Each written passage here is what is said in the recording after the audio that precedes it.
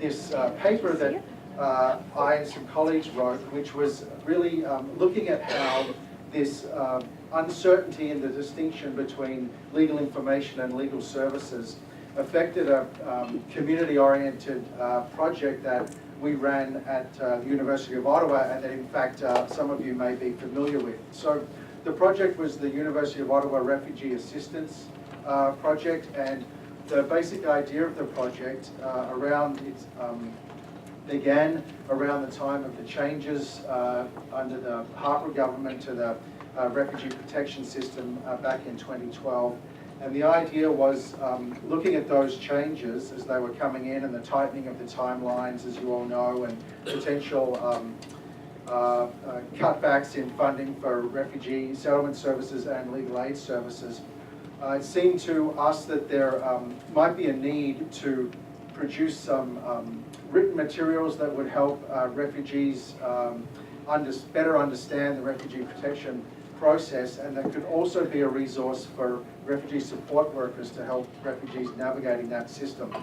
And ultimately the project focused on supporting refugee community workers in helping refugees, and so we developed these materials and developed a training template to go along with it, and rolled out the training in a bunch of cities across the country, including obviously Toronto.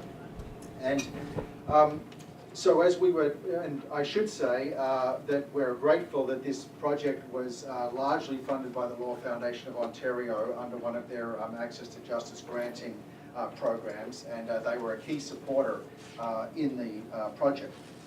So so that's what the project looked like, but in the background we had to navigate this distinction between legal services and legal information. And you've already heard sort of how that distinction is defined, the basic idea being that it's legal information as long as it's general. It becomes more and more like legal services the more specific and individualized the help becomes. Another way to put that is the more useful it becomes, the more problematic it becomes to do it, which of course is not to say that providing basic legal information is not useful.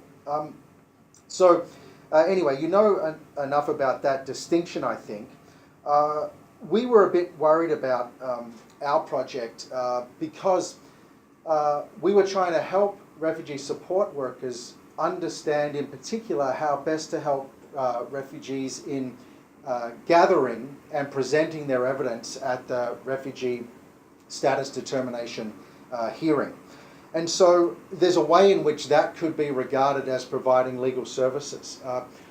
We weren't trying to have refugee support workers do people's basis of claim form for them or anything like that, although I don't know to what extent people are doing that, but obviously that can be a pretty significant legal document that it's good to have legal advice for. But we were envisaging that refugee support workers might, once that had been submitted, help refugees in gathering and preparing their evidence.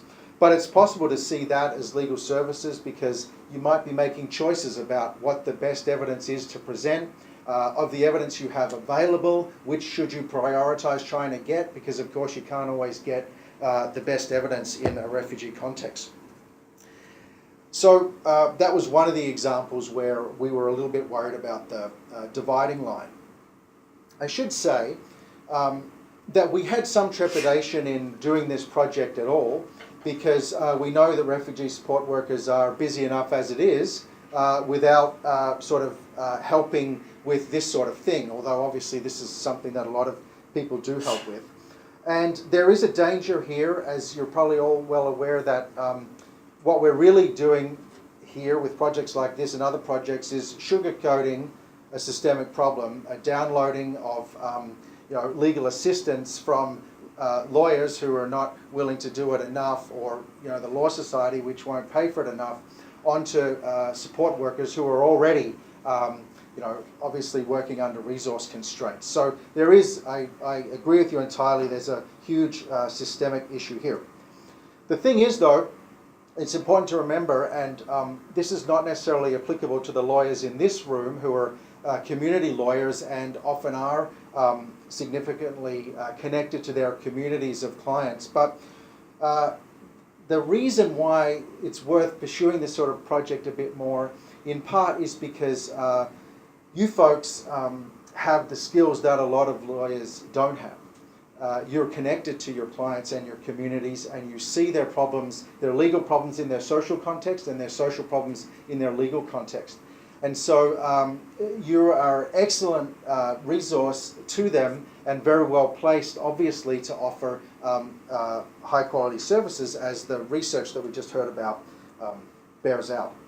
So the good news and the bad news is that you're really good at what you do, and so people want to try and support that.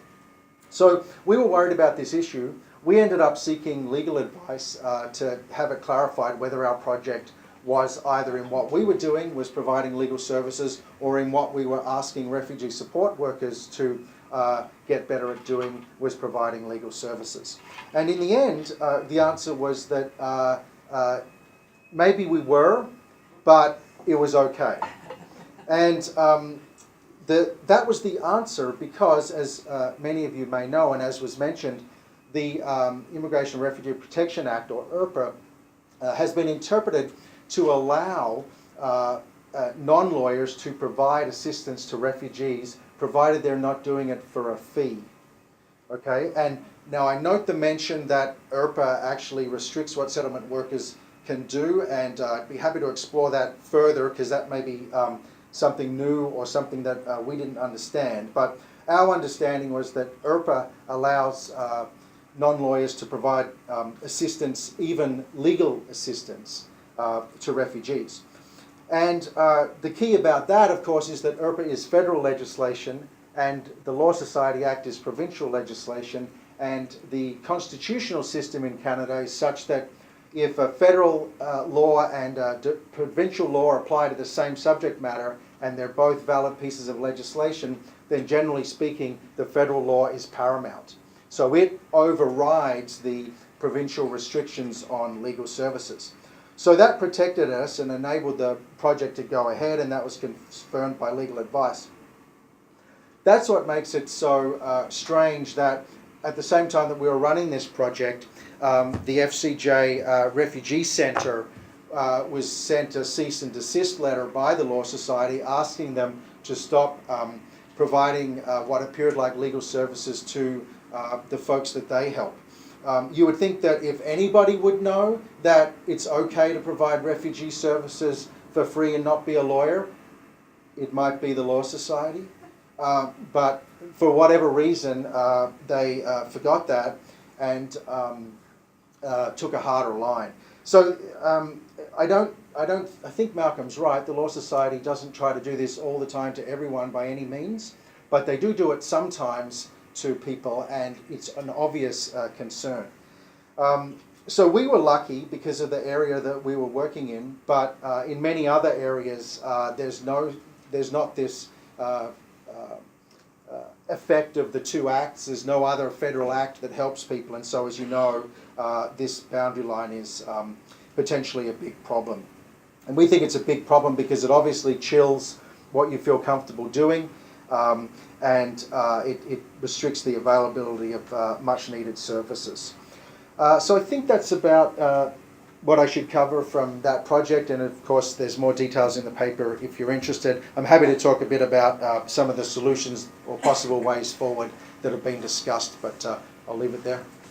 Well, so thank you so much, David, for describing for talking about your research and some of the dilemmas you highlight in that research.